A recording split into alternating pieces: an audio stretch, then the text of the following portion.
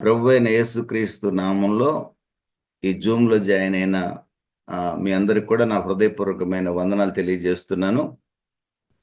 ప్రియమైన దేవుని బిడ్డలారా, మరి ఎజ్రా యొక్క జీవితంలోని కొన్ని సంభవాలను, అదేవిధంగా ఎజ్రా యొక్క భక్తి జీవితాన్ని పరిచయం చేయాలని ఆశపడుచున్నాను.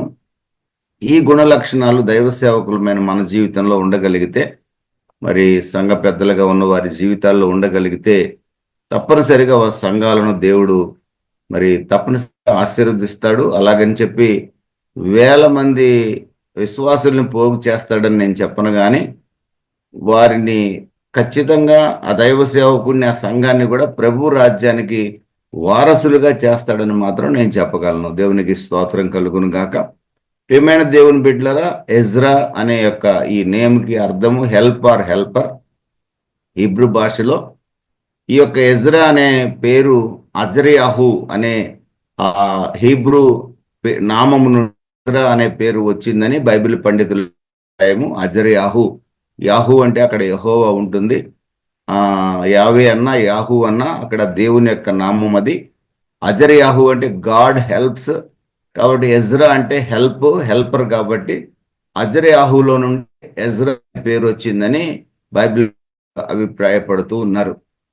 ఈ ఎజ్రా ఎవరు అని కనుక మనం చూసినట్టయితే లేఖనంలో ఎజ్రా గ్రంథం 7వ అధ్యాయం 6వ వాక్యంలో ఎజ్రా అని అక్కడ రాయబడిన మాట ఏంటంటే, ఎజ్రా గ్రంథం 7వ అధ్యాయం 6వ వాక్యంలో ఈ ఎజ్రా ఇజ్రాయేలీల దేవుడు అనుగ్రహించిన మోషే యొక్క ధర్మశాస్త్రమందు ప్రవీణత గల శాస్త్రి. ఈ స్క్రైబ్. ఆయన ధర్మశాస్త్రాన్ని ధ్యానించేవాడు, ధర్మశాస్త్రాన్ని బోధించేవాడు, ధర్మశాస్త్రాన్ని అవపాసన పట్టిన వ్యక్తి, ధర్మశాస్త్రాన్ని క్షుణ్ణంగా ఎరిగిన వ్యక్తి కనుక ఇతను Shastri. At the same time 7వ అధ్యాయం 12వ వాక్యంలో రాజు ఎజ్రాతో చెప్తున్న మాట ఏమిటంటే, రాజైన అర్థహశస్త ఆకాశమందలి దేవుని ధర్మశాస్త్రమందు శాస్త్రియు యాజకుడైన ఎజ్రాకు క్షేమము. ఈ పారసీక రాజు ఎజ్రా శాస్త్రి మాత్రమే కాదు, అతడు యాజకుడు అనే విషయాన్ని కూడా గుర్తించాడు. ఈయన ప్రీస్ట్లీహుడ్కి సంబంధించిన కుటుంబం నుంచి వచ్చిన వ్యక్తిగా పారసీక రాజు అర్థహశస్త గుర్తుపెట్టినట్టుగా మనం చూడొచ్చు. 7వ అధ్యాయం ప్రారంభం నుండి ఎజ్రా యొక్క వంశావళి ఆ చోట ఇవ్వబడింది. ఇదంతా కూడా యాజక వంశానికి చెందిన వ్యక్తిగా ఎజ్రాని మనం గమనించవచ్చు. ధర్మశాస్త్రమందు ప్రవీణత కలిగిన శాస్త్రి మరియు అతడు యాజకుడు కూడా. ప్రియమైన దేవుని బిడ్డలారా, ప్రీస్ట్ అండ్ స్క్రైబ్. ఈ ఎజ్రా జీవితంలో ప్రాముఖ్యమైన విషయాలను కనుక మనం నేర్చుకున్నట్లయితే ఆ మూడు కూడా మన జీవితాలకు తప్పనిసరిగా, మన సేవా జీవితానికి ప్రయోజనకరంగా ఉంటాయి నేను నమ్ముతూ ఉన్నాను. దేవునికి స్తోత్రం కలుగును గాక. ప్రియమైన దేవుని బిడ్డలారా, యెరూషలేములో దేవుని యొక్క మందిరాన్ని కట్టడానికి చాలా ఆటంకాలు కలిగించారు అన్యజనులు. 539వ సంవత్సరంలో కోరెషు బబులోను రాజ్యాన్ని జయించి పారసీక సామ్రాజ్యాన్ని స్థాపించాడు, మాదీయ పారసీక సామ్రాజ్యాన్ని స్థాపించాడు. 538వ సంవత్సరంలో కోరెషు ఆజ్ఞ ఇచ్చాడు, జీవము గల దేవుని మందిరం యెరూషలేములో కట్టుకోవడానికి యూదులందరూ కూడా వెళ్ళవచ్చు, మీ మందిరాన్ని, ఆకాశమందున్న దేవుని యొక్క మందిరాన్ని మీరు కట్టవచ్చునని ఆజ్ఞ ఇచ్చాడు. ఇది ప్రవచనానుసారం. ఇర్మియా గ్రంథంలో ఇర్మియా ప్రవచించాడు, 70 సంవత్సరాలు బబులోను చెరలోకి మీరు వెళ్తారు యూదా దేశపు ప్రజలారా. 70 సంవత్సరాల తర్వాత నేను కోరెషును బబులోను సామ్రాజ్యాన్ని మీద రాజుగా నియమిస్తాను, బబులోను సామ్రాజ్యం మీద రాజుగా కోరెషు నియమిస్తానని.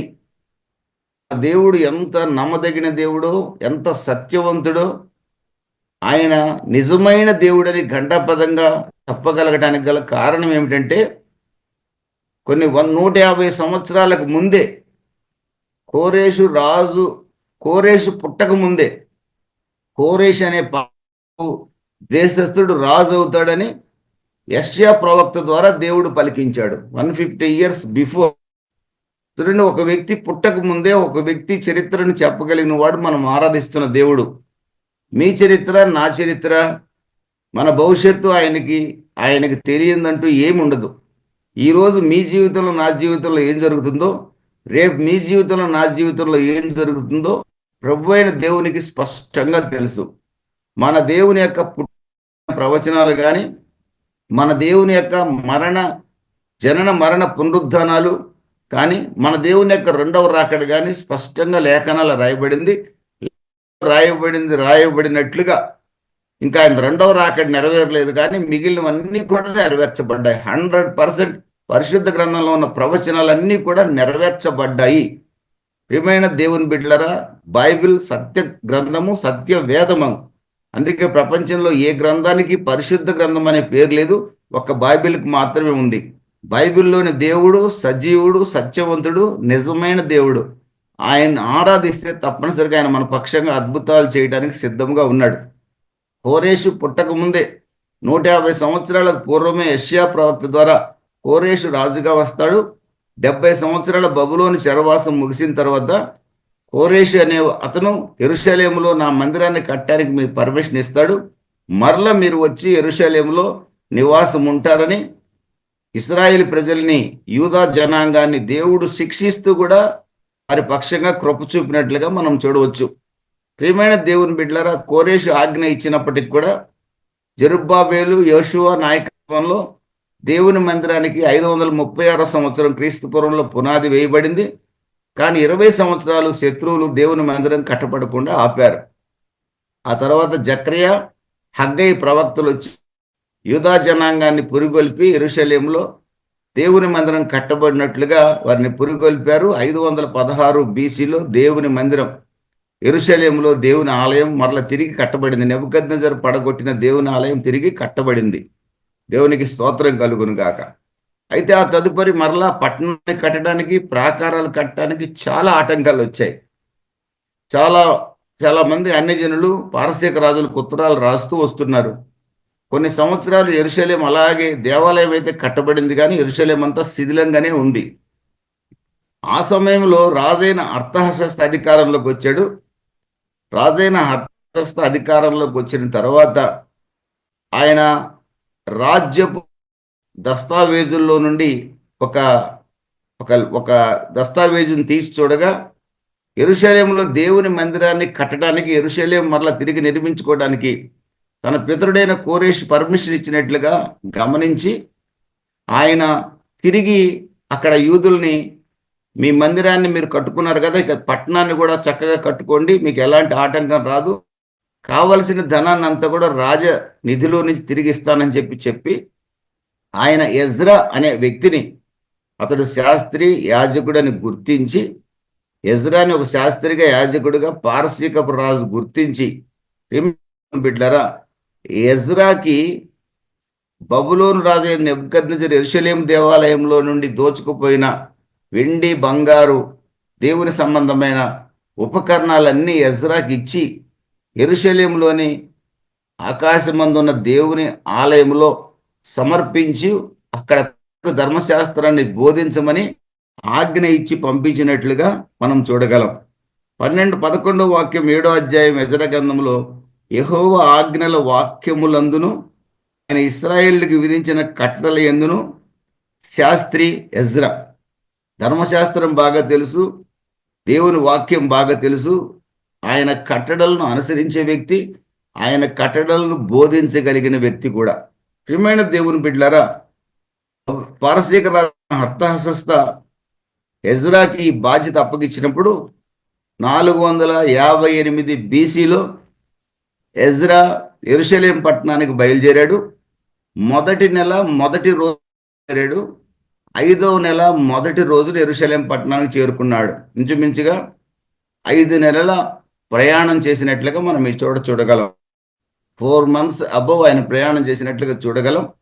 అరణ్యాలు, కొండలు, ఆ మధ్యలో అంతా ప్రయాణం అంతా దొంగలు, దోపిడి దొంగలు ఎక్కువగా ఉండే ప్రాంతం. ఆ ప్రయాణానికి ఎజ్రా తనతో కొంతమందిని కలుపుకొని, ఎవరైతే యెరూషలేము రావడానికి ఇష్టపడతారో వారందరూ కలిసి జీవము గల దేవుని యొక్క మందిరంలో ఇంకా కొరతగా ఉన్న పనులు పూర్తి చేయడానికి, అదేవిధంగా పట్టణ నిర్మాణానికి సహకరించడానికి రాజైన అర్తహషస్త ఆజ్ఞ ప్రకారంగా యెరూషలేముకు బయలుదేరారు. 900 నుండి 1000 మైళ్ళ ప్రయాణాన్ని ప్రారంభించారు. ప్రియమైన దేవుని బిడ్డలారా, ఎజ్రా జీవితంలో 3 ముఖ్య సంఘటనలు నేను మీకు చెప్పాలని ఆశపడుతున్నాను. మొట్టమొదటిగా ఆయన సంపూర్ణంగా దేవుని మీద ఆధారపడిన వ్యక్తి. ఎలా చెప్పగలరు మీరు అంటే, ఎజ్రా గ్రంథం 8వ అధ్యాయంలో 22వ వాక్యం నేను చదువుతాను. ఎజ్రా అహవా వైపు పారు నది దగ్గరికి కొందరిని సమకూర్చాడు, తనతో వస్తున్న వారిని సమకూర్చాడు. అహవా నది ప్రాంతం అంటే ఇక పారసీక రాజధాని నుండి బయటడానికి ప్రయాణం ప్రారంభించాడు. ప్రారంభించిన వెంటనే అక్కడ ఒక నది ఉంది. పట్టణం దాటిన వెంటనే ఆ నది దగ్గర తనతో వస్తున్న యూదులందరినీ సమకూర్చాడు. తనతో బంగారం ఉంది, వెండి ఉంది. ఏమండి, ఈ రోజుల్లో అయితే కొన్ని వందల కోట్ల రూపాయల ఆస్తి ఎజ్రా చేతిలో ఉంది. 1000 మైళ్ళ ప్రయాణం, దారంతా దొంగలు, దోపిడిదారులు, జంతువులు ఉంటాయి, కొండలు ఉంటాయి, అరణ్యాలు ఉంటాయి. రాజుతో ఎజ్రా ఏం చెప్పాడంటే, 22వ వాక్యం నేను చదువుతాను. మేలు కలుగజేయుటకై ఆశ్రయించు వారందరికీ మా దేవుని హస్తము తోడుగా ఉండును గాని ఆయన హస్తమును ఆయన ఉగ్రతయు ఆయనను విసర్జించిన వారందరి మీదకు వచ్చునని మేము రాజుతో చెప్పి ఉంటిమి గనక మార్గమందున్న శత్రువుల విషయమై మాకు సహాయం చేయనట్లు కాల్బలములను రౌతులను రాజునొద్ద కావాలనని మనవి చేయుటకు సిగ్గుగా నాకు తోచెను. ఈయన రాజైన హర్తాహషస్తో చెప్పాడట, మా దేవుడు కాపాడగలిగిన వాడు, మా దేవుడు సహాయం చేయగలిగిన వాడు, ఆయన్ని ఎవరైతే విసర్జిస్తారో వారి మీద ఉగ్రత చూపిస్తాడు, మా దేవుడు సజీవుడు అని రాజుకు సాక్ష్యం చెప్పాడట. సాక్ష్యం చెప్పాక రాజైన హర్తాహషస్త, సరేనండి శాస్త్రి గారు, బంగారు వెండి పళ్ళాలు గిన్నెలన్నీ కూడా మీకు హ్యాండ్ ఓవర్ చేస్తున్నాం. బబులోను రాజు అయిన నెబుకద్నెజర్ దేవుని మందిరంలో నుంచి దోచుకొచ్చిన సామాగ్రి అంతా మీకు అప్పగిస్తున్నాం. దాన్ని తీసుకొని మీరు తిరిగి యెరూషలేముకి వెళ్ళి అక్కడ క్షేమంగా ఆలయంలో ఆ సామాగ్రిని అప్పగించండి అని చెప్పాడట. ముందేమో ఎజ్రా రాజుతో ఏం చెప్పాడు? మా దేవుడు కాపాడువాడు, మా దేవుడు శత్రువులు మా మీదకి రాకుండా కాపాడగల శక్తి గలవాడు, మా దేవుడు ఆయన విరోధులైన వారిని శిక్షిస్తాడు, మా దేవుడు సజీవుడు, ఆయన ఆశ్రయించిన వారికి మేలే చేస్తాడని చెప్పాడు. ఈ మాటలు చెప్పాక రాజుగారు ఏం చేశాడంటే, బంగారు వెండి ఉపకరణాలు హ్యాండ్ ఓవర్ చేసి యెరూషలేములో దేవుని ఆలయంలో సమర్పించమన్నాడు. ప్రియమైన దేవుని బిడ్డలారా, ముందు దేవుని గురించి సాక్ష్యం చెప్పాడు. తర్వాత రాజుగారేమో బంగారు వెండి దేవుని ఉపకరణాలన్నీ ఎజ్రా చేయించాడు. ఇప్పుడు ఆ వెండి బంగారు అంటే కొన్ని వందల కోట్ల ఆస్తి. దాన్ని 1000 మైళ్ళు ప్రయాణం చేయాలంటే దొంగల మధ్యలో చాలా కష్టం. దానికి సైన్యం కావాలి, ఖచ్చితంగా గుర్రాలు, సైనికులు, కాలబలం కావాలి. కానీ ఎజ్రా కట శాస్త్రి గారికి, రాజును ఏమండి, మేము 1000 మైళ్ళు ప్రయాణం చేయాలంటే దొంగలు ఉంటారు, దారిలో దొంగ కొడతారు, బంగారం దోచుకుంటారు, కాబట్టి మాకు సైనికుల్ని ఇవ్వండి అని అడగాలంటే సిగ్గు అనిపించిందంట. కానీ మా దేవుడు కాపాడగలవాడు, తన్ని ఆశ్రయించు వారికి మేలు చేయగలవాడని రాజుకు చెప్పున్నాడు కనుక. ప్రియమైన దేవుని బిడ్డలారా, ఈ చోట మనం గమనిస్తే ఎజ్రా కంప్లీట్గా దేవుని మీద ఆధారపడిన వ్యక్తిగా మనం ఈ చోట చూడొచ్చు. యెషయా గ్రంథం 26వ అధ్యాయం 3వ వాక్యంలో కూడా ఉంది, ఎవరి మనస్సు దేవుని మీద ఆనుకుంటుందో వానిని ఆయన పూర్ణ శాంతి గలవానిగా కాపాడతాడని బైబిల్ సెలవిస్తుంది. కీర్తనల గ్రంథం 32:10లో యెహోవా యందు నమ్మిక ఉంచిన వారిని కృప ఆవరిస్తుందని ఉంది. అంటే దేవుని మీద పరిపూర్ణమైన విశ్వాసం ఉంటే దేవుని కుడి చేతిలోనున్న అన్ని ఆశీర్వాదాలు దేవుడు ఇస్తాడని బైబిల్ చెప్తుంది.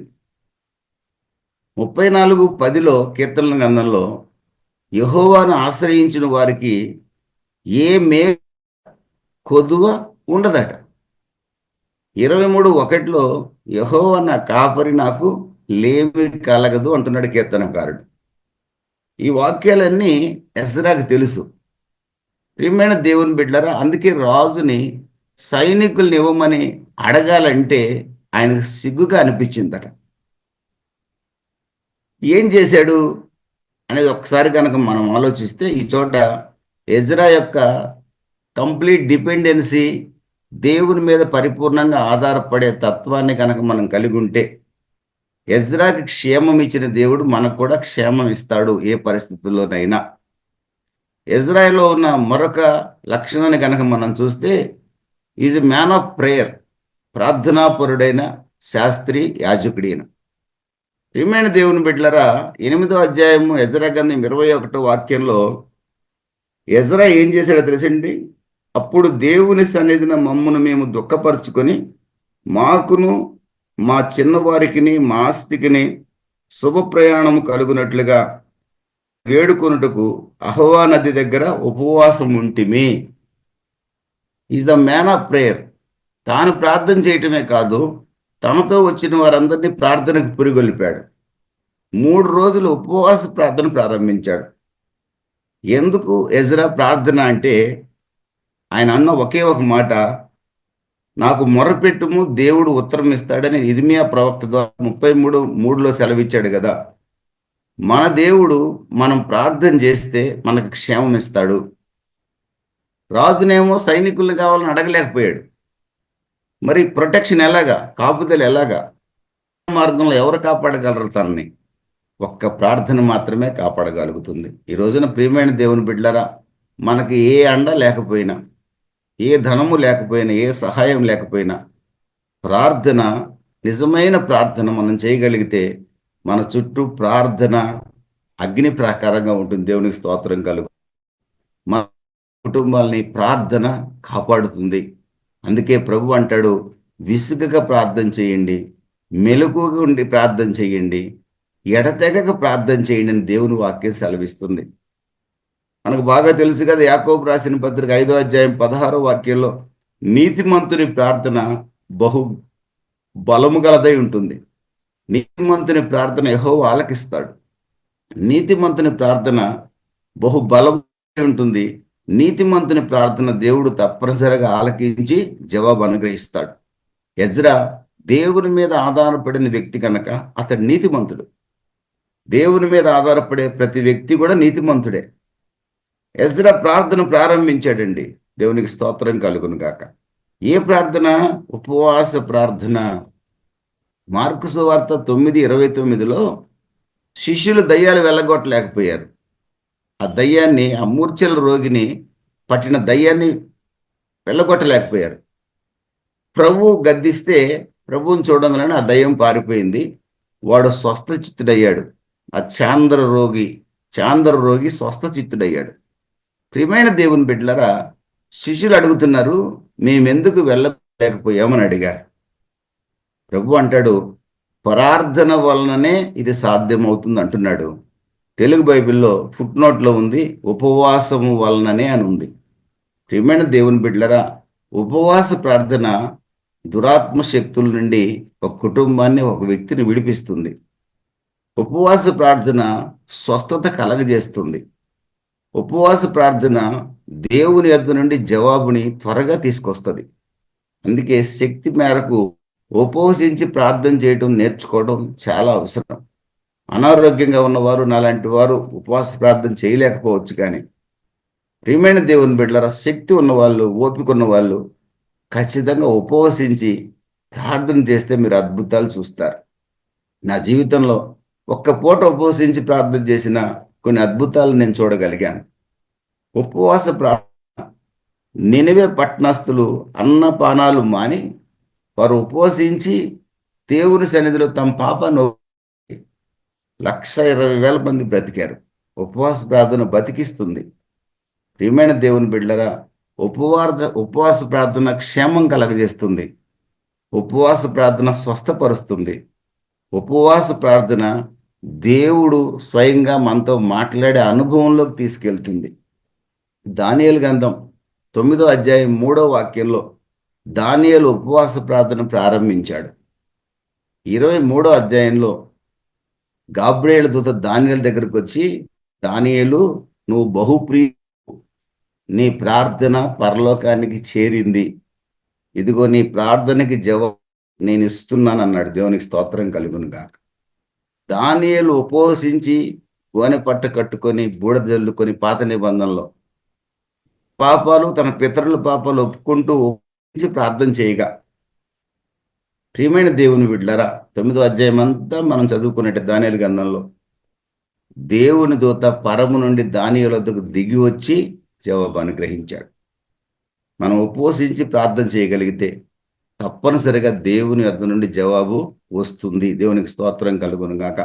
ఎజ్రాకి ఆ సంగతి బాగా తెలుసు. ఈ రోజున సంఘాలు నడిపిస్తున్న మీకు ఆ సంగతి బాగా తెలుసు. పెద్దలైన మాకు కూడా ఆ విషయం బాగా తెలుసు.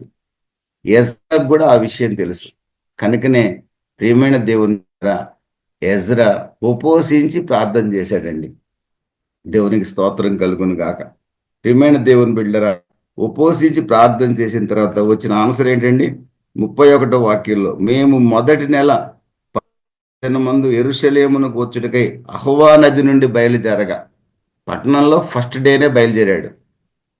12వ రోజున అహ్వా నది దగ్గరకు వచ్చి ఉపవాస ప్రార్థన ప్రారంభించారు. మా దేవుని హస్తం మాకు తోడుగా ఉండి శత్రువుల చేతిలో నుండి, మార్గమందు పొందిన వారి చేతిలో నుండి మమ్మను తప్పించినందున మేము యెరూషలేమునకు వచ్చి 3 దినముల బస చేసితిమి. 900 నుంచి 1000 మైళ్ళ దూరం ప్రయాణంలో దేవునితో మాకు తోడుగా ఉండి శత్రువుల బారిన పడకుండా మమ్మల్ని కాపాడిందని ఎజ్రా సాక్ష్యమిస్తున్నాడు. దీనికి గల కారణం ఏంటంటే, మొదట ఎజ్రా దేవుని మీద, వాక్యం మీద పరిపూర్ణంగా ఆధారపడిన వ్యక్తి. రెండవది, ఎజ్రా ప్రార్థనాపరుడు. తనతో ఉన్న వారిని కూడా కలిపి ఉపవాస ప్రార్థన చేయించాడు. 3 దినముల ఉపవాస ప్రార్థన 5 నెలల ప్రయాణాన్ని క్షేమంగా ముగించినట్లుగా చేసింది. 3 రోజుల ఉపవాస ప్రార్థన అహ్వా నది ఒడ్డున, 5 నెలల పారసీక రాజధాని నుండి యెరూషలేం ప్రయాణాన్ని క్షేమంగా ఎజ్రా తన బృందం క్షేమంగా యెరూషలేంకు వచ్చారు. పారసీక రాజు అప్పగించిన బంగారు, వెండి ఆభరణాలన్నీ కూడా, వస్తువులన్నిటిని కూడా, దేవుని మందిర పాత్రలన్నీ కూడా యెరూషలేములోని దేవుని మందిరపు అధికారికి అప్పగించారు. దేవునికి స్తోత్రం కలుగును గాక. ప్రియమైన బిడ్డలారా, మనము దేవుని మీద ఆధారపడితే, దేవుని యందు నమ్మకం ఉంచితే తప్పనిసరిగా దేవుడు మనకి క్షేమాన్ని కలగజేస్తాడు. దేవుని సన్నిధిలో మనం ప్రార్థించగలిగితే, ఒకవేళ ఉపవసించి ప్రార్థన ఇంకా చేయగలిగితే, ఉపవసించలేని వాళ్ళు మామూలు ప్రార్థన చేసినా నో ప్రాబ్లం. ఉపవసించి ప్రార్థన చేయగలిగితే దేవుడు ఖచ్చితంగా శత్రువుల బారిన పడకుండా మనల్ని కాపాడతాడు. సాతాను కబంధ హస్తాల్లో పడకుండా మనల్ని కాపాడతాడు. ఒకవేళ సాతాను కబంధ హస్తాల్లో ఉన్న వారి కొరకు మనం ఉపవసించి ప్రార్థన చేస్తే దేవుడు వారిని విడిపిస్తాడు. దేవునికి స్తోత్రం కలుగును గాక. ప్రియమైన వారలారా, దేవుని మీద పరిపూర్ణంగా ఆధారపడిన వ్యక్తి, ప్రార్థనాపరుడైన వ్యక్తి క్షేమంగా యెరూషలేము లేని దేవుని ఆలయానికి పారసీక రాజైన అర్తహషస్త ఇచ్చిన ఉపకరణాలన్నీ అప్పగించిన వ్యక్తి.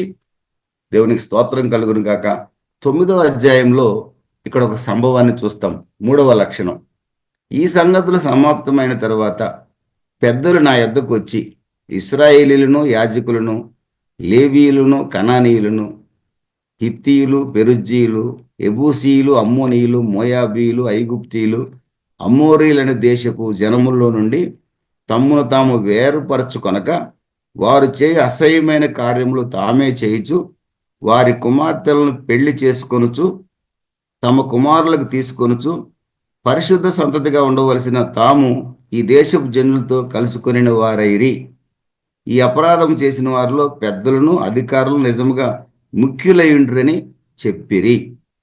ప్రియమైన దేవుని బిడ్డలారా, ఇశ్రాయేలీయులు, యాజకులు, లేవీయులు ముఖ్యంగా పరిశుద్ధ జనంగా ఉండవలసిన సేవకులు, పెద్దలు, ఇక్కడ లేవీయులు, యాజకులు, ఇశ్రాయేలీయులు అందరూ కూడా, అన్ని గోత్రాల వాళ్ళు కూడా ఏం చేశారని అంటే, యెరూషలేముకు వచ్చి కూడా పారసీక రాజైన కోరెషు ఆజ్ఞ ప్రకారం యెరూషలేముకు వచ్చి పరిశుద్ధంగా బతకాల్సిన వాళ్ళు అక్కడున్న కనానీయులు, విగ్రహారాధికులు, హిత్తీయులు, మోసగాళ్ళు, పెరుజీయులు, ఎబోసీయులు, అమ్మోనీయులు, అక్రమ సంతానం, భయంకరమైన విగ్రహారాధన, ఆకాశ నక్షత్రాలను పూజించేవాళ్ళు, తమ పిల్లల్ని దేవుడికి దేవతలకు బలులుగా ఇచ్చేవాళ్ళు, సమస్తమైన అసహ్య కార్యాలు చేసే జనాంగంతో వీళ్ళ మగపిల్లల్ని వాళ్ళకి ఇవ్వటం, వాళ్ళ ఆడపిల్లల్ని వీళ్ళు చేసుకోవటం, వీళ్ళ ఆడపిల్లల్ని వాళ్ళకి ఇవ్వటం, ఇలా వివాహాలు అన్ని జనులతో వివాహాలు చేసుకున్నారని కొందరు పెద్దలు వచ్చి ఎజ్రాకి చెప్పారు. ఎజ్రా పంపబడిన ఉద్దేశం ఏంటంటే దేవుని ధర్మశాస్త్రాన్ని ఇశ్రాయేలీలకు బోధించమని ఒక అన్యుడైన రాజు ఎజ్రాని పంపించాడండి. అది ఆశ్చర్యం, దేవుని కృప. ఇక్కడ చూస్తే వీళ్ళు అసహ్యమైన కార్యాలు చేస్తున్నారు ఇశ్రాయేలీలు, ముఖ్యంగా యాజకులు, పాస్టర్లు కూడా, లేవీయులు కూడా. వీళ్ళు ఇష్టానుసారంగా మోసాలు, అబద్ధాలు, దొంగతనాలు, అక్రమాలు అన్నీ చేస్తున్నారు. వీటన్నిటిని చూసిన ఎజ్రా 3వ వాక్యంలో 9వ అధ్యాయం, నేను ఈ సంగతి విని నా వస్త్రమును పై దుప్పటిని చింపుకొని నా తల వెంట్రుకలను, నా గడ్డపు వెంట్రుకలను పెరికి వేసుకొని విభ్రాంతి పడి కూర్చుంటిని. 3వ లక్షణం ఏమిటో తెలుసండి ప్రియమైన దేవుని బిడ్డలారా? Is godly minded leader. దేవుని మనస్సు కలిగిన నాయకుడు, దేవుని మనస్సు కలిగి. ఇశ్రాయేలీల పాపాన్ని చూసి దేవుడు చాటుని ఏడ్చేవాడట. యెరూషలేము పట్టణాన్ని చూసి మన ప్రభువైన యేసుక్రీస్తు కన్నీరు కార్చాడు. యెరూషలేమా, యెరూషలేమా, కోడి తన రెక్కల కింద దాచినట్లుగా నిన్ను కాపాడాలనుకున్నాను, కానీ నీవు వల్లకపోతివి, నువ్వు మాట వినకపోతివి. ఇదిగో రాయి మీద రాయి నిలవకుండా ఈ పట్టణం అంతా నాశనం అయిపోతుంది, ఈ పట్టణం అంతా నాశనం కాబోతుంది అని యేసు ప్రభు ఏడుస్తూ మాట్లాడాడండి యెరూషలేము పట్టణాన్ని చూసి. యెరూషలేము పట్టణంలో యేసు ప్రభు తిరుగుతుంటే రాళ్లతో కొట్టబోయారు. అబద్ధికుడు అన్నారు, మోసగాడు అన్నారు, దయ్యం పట్టినోడు అన్నారు. ఆయన మెస్సయ్య అని ఎవరు గుర్తించలేదండి. ఆ ఒలీవల కొండ మీద నుండి దేవాలయాన్ని చూస్తూ అంటున్నాడు, రాయి మీద రాయి నిలవకుండా ఒక రోజు నాశనం కాబోతుంది దేవాలయం అన్నాడండి. యేసు ప్రభు మరణించాడు, పునరుద్ధరణయ్యాడు, తిరిగి లేచాడు. క్రీస్తు 70వ సంవత్సరంలో రోమన్ చక్రవర్తి టైటస్, తీతు అనేవాడు, టైటస్ వెస్పాసియన్, యెరూషలేము మీద దండయాత్ర చేసి యెరూషలేము దేవాలయాన్ని రాయి మీద రాయి నిలవకుండా మొత్తాన్ని కూల్చి దేవాలయపు రాళ్ళన్నీ వీధులంట వీధిలో గుట్టగా పడేశాడండి. ఆ యెరూషలేము దేవాలయానికి రాళ్ళకి బంగారు పొదిగారు, లోపల బయట అంతా బంగారం పొదిగారు. ఆ బంగారం బయటికి తీయటం కోసం ఆ పక్కనే ఉన్న దేవదారు మానుల్ని, ఆ చెట్లు, అడవుల్లో నుంచి చెట్లు నరికి ఆ దేవాలయాన్ని కూలగొట్టాక కొన్ని టన్నుల కర్రలు అక్కడ వేసి దాని మీద కిరసనాయలు పోసారు, ఏం పోసారు, మొత్తం మీద మంట పెడితే బంగారం అంతా కరిగిందట, రాళ్లకున్న బంగారం.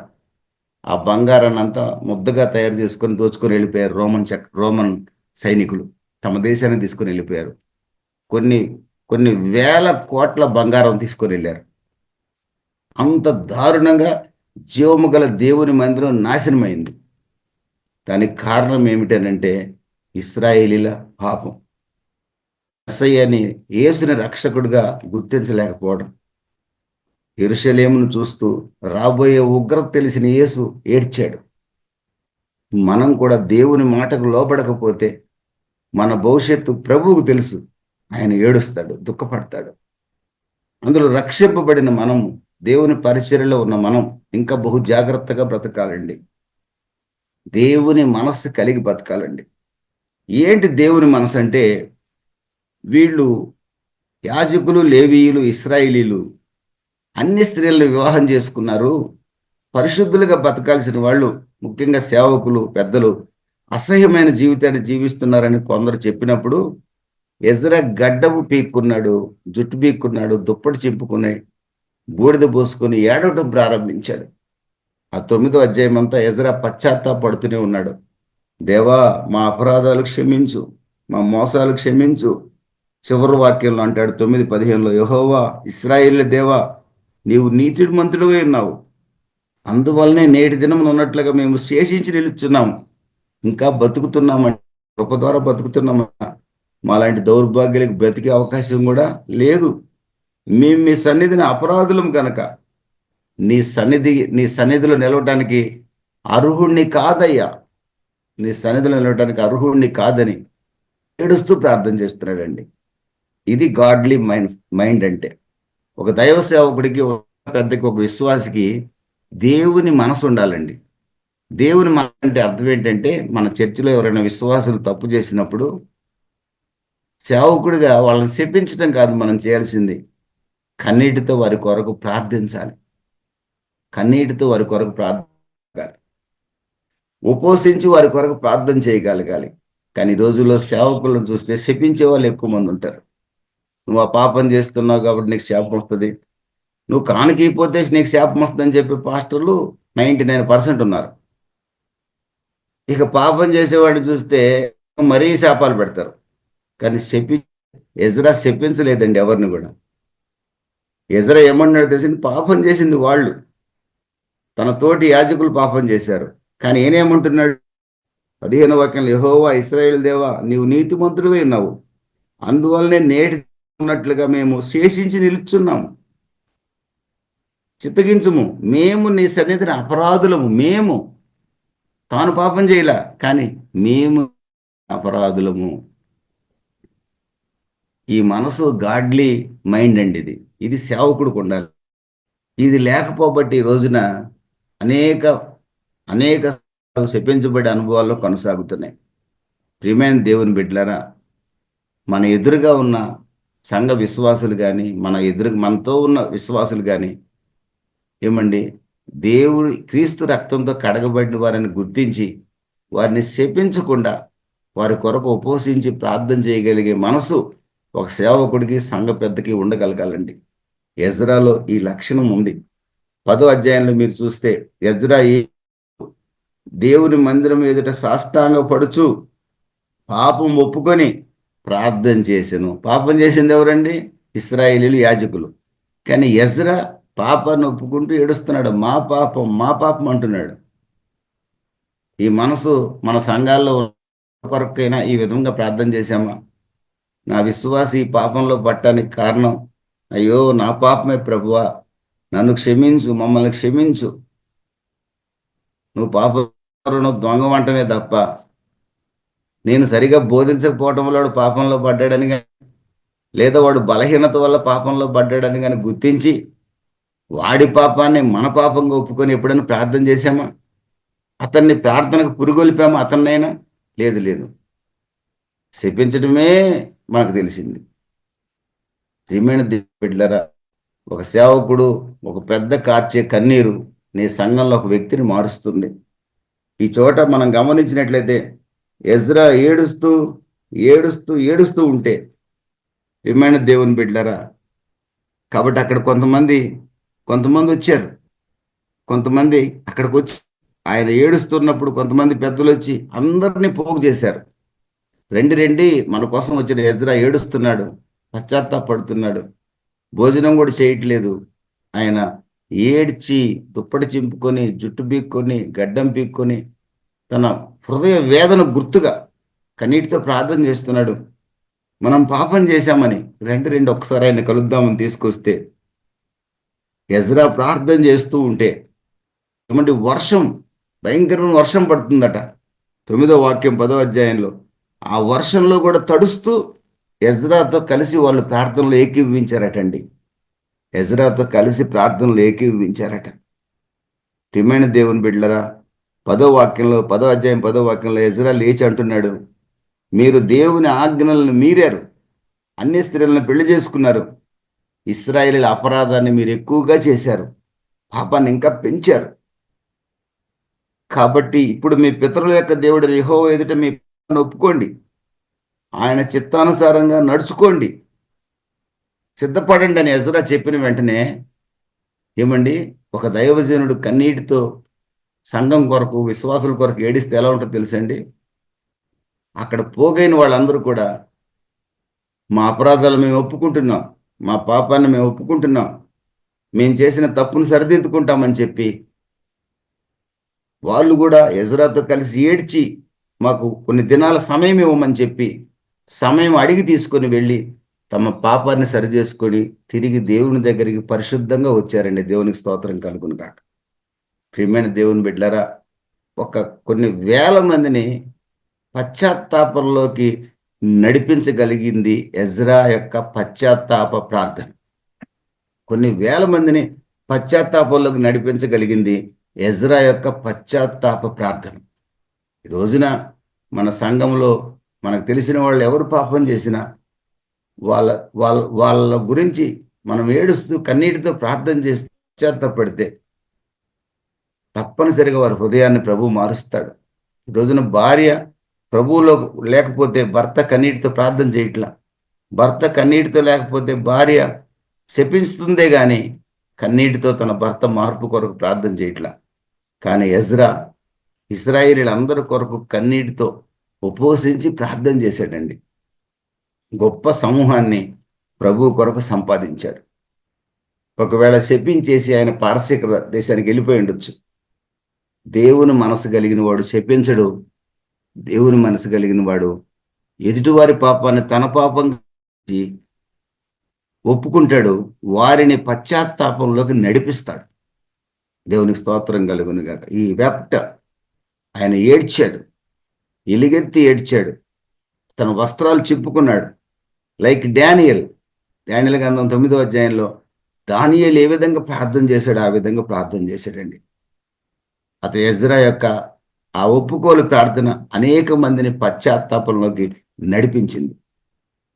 మనకు బాగా తెలుసు 1 యోహాను 9:10 మన పాపములను మనం ఒప్పుకొని ఎడల ఆయన నమ్మదగిన వాడు నీతిమంతుడు కనుక సమస్త దుర్నీతి నుండి మనల్ని పవిత్రులుగా చేస్తాడు. ఎజ్రాకు బాగా తెలుసు అతిక్రమములు ఒప్పుకొని విడిచిపెట్టువాడు కానీ పొందుతాడని. అందుకని వారందరినీ కూడా పశ్చాత్తాపంలోకి నడిపించాడు. తాను ఏడ్చాడు, వారిని పశ్చాత్తాపంలోకి నడిపించాడు. తద్వారా వారు పరిశుద్ధపరచబడ్డారు, పాపాన్ని విడిచిపెట్టారు. గాడ్లీ మైండెడ్ లీడర్ ఇతను. దేవుని మనస్సు కలిగిన యాజకుడు, శాస్త్రి, సేవకుడు. ప్రియమైన దేవుని బిడ్డలారా, ఎజ్రాలో ఉన్న ఈ గుణ లక్షణాలు దేవుని మీద సంపూర్ణంగా ఆధారపడే లక్షణం. ప్రార్థన, ఉపవసించి ప్రార్థించే ఆ స్వభావం, ఆ గుణలక్షణం, దేవుని మనస్సు కలిగి ఇతరుల పాపాన్ని తన పాపంగా భావించి దేవుని సన్నిధిలో సాష్టాంగపడి ప్రార్థించే తత్వం, ఈ మూడు కూడా భయంకరమైన పాపంలో ఉన్న యాజకుల్ని, లేవీయుల్ని, ఇశ్రాయేలీల్ని పరిశుద్ధపరచడానికి ఒక గుంపుని దేవుని కొరకు సంపాదించగలిగిన వ్యక్తిగా ఆ సేవకుడు మారాడు. ఈ రోజున మనము అలాంటి జీవితాన్ని గనక జీవించగలిగితే తప్పనిసరిగా ప్రభు మన పక్షంగా గొప్ప కార్యాలు చేయడానికి, మన సంఘ పక్షంగా, మన సేవ పక్షంగా గొప్ప కార్యాలు చేయడానికి ప్రభు ఈరోజు కూడా సిద్ధంగా ఉన్నాడు. దేవునికి మహిమ కలుగును గాక. ఎజ్రాలో ఉన్న ఈ గుణ లక్షణాలను ధ్యానించండి. తప్పనిసరిగా ఎజ్రా గుణ లక్షణాలని, ఎజ్రాలో ఉన్న ఆ గాడ్లీ, ఆ నేచర్ని, ఆ స్వభావాన్ని మనం కలిగి ఉంటే తప్పనిసరిగా మన సేవ, మన వ్యక్తిగత జీవితం, మన కుటుంబ జీవితం పరిపక్వతలోకి వస్తుంది. దేవునికి ఇష్టానుసారులుగా మనం మార్చబడతాం. అట్టి కృప ప్రభు మనకు అనుగ్రహించాలని ఒక దైవ సేవకుడిగా కోరుకుంటూ, మరి రోజున ఈ క్రిస్మస్ దినాల్లో కూడా జాయిన్ అయిన మీ అందరికీ కూడా నా హృదయపూర్వకమైన వందనాలు తెలియజేస్తూ ముగిస్తున్నాను. Thank you. God bless you. దేవుడు మిమ్మల్ని దీవించి ఆశీర్వదించును గాక.